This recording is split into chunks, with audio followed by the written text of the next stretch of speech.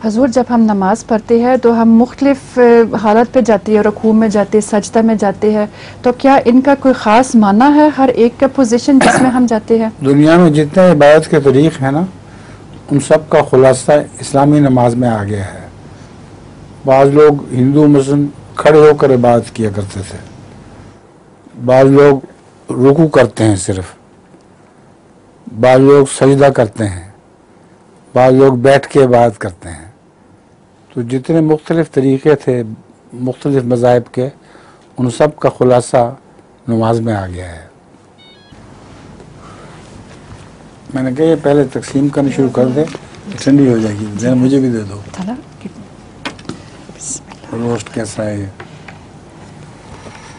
गरम है जी। हजूर, चटनी भी लीजिए।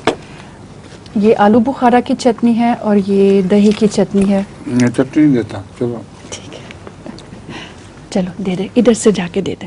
ठीक है, अच्छा बना हुआ है। जज़ाकल्लाह। और किसका सवाल?